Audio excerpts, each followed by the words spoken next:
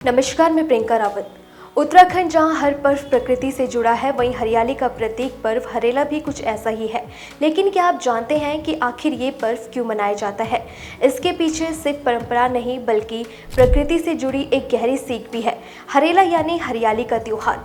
उत्तराखंड के गांव-गांव में इसे हर साल बड़ी श्रद्धा से मनाया जाता है। इस दिन घर घर में 9 प्रकार के अनाज बोकर हरियाली का स्वागत किया जाता है, जो समृद्धि और खुशहाली का प्रतीक है। लेकिन इसकी जड़ें सिर्फ परंपरा में नहीं, बल्कि प्रकृति प्रेम में भी छुपी है। हरेला पर्व न केवल उत्तराखंड की सांस्कृतिक विरासत का हिस्सा है, बल्कि ये हमें सिखाता है कि प्रकृति को बचाना और हरियाली को संजोना हर पीढ़ी की जिम्मेदारी है। वहीं इसको लेकर पर्यावरण प्रेमी मनमोहन जी क्या बताते हैं, देखिए।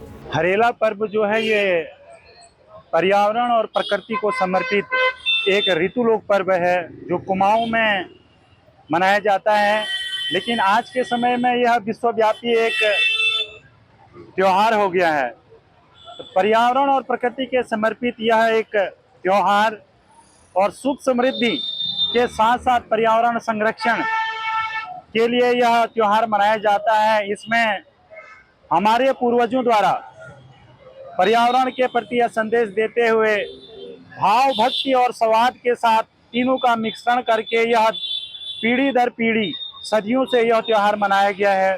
भाव है पर्यावरण के प्रति हमारा क्या भाव होना चाहिए, पर्यावरण संरक्षण के प्रति हमारा क्या दायित्व होना चाहिए, क्या हमें उसके संरक्षण के लिए हमारे कर्तव्य होने चाहिए।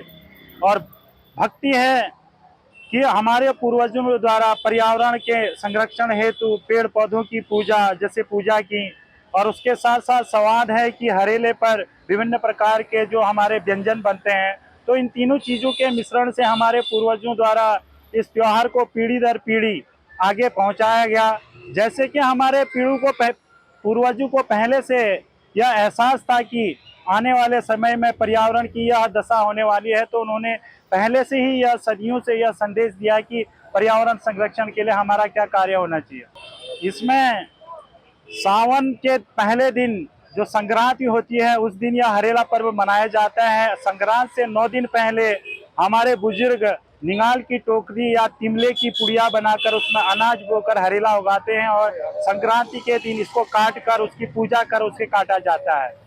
हमारे पूर्वजों द्वारा जो हमें यह पर्यावरण रूपी अमूल्य धरोहर जो हमें सौंपी गई है, इसका संरक्षण कर इसको हम और इसको मजबूत कर आने वाली पीढ़ी तक हम इस धरोहर को पहुंचा सकें, इसके लिए यह त्योहार मनाया जाता है। तो सुना आपने, पर्यावरण प्रेमी मनमोहन जी ने बताया कि हरेला पर्व पर्यावरण और प्रकृति को समर्पित एक ऋतु पर्व है, जो खास तौर पर कुमाऊं में मनाया जाता है।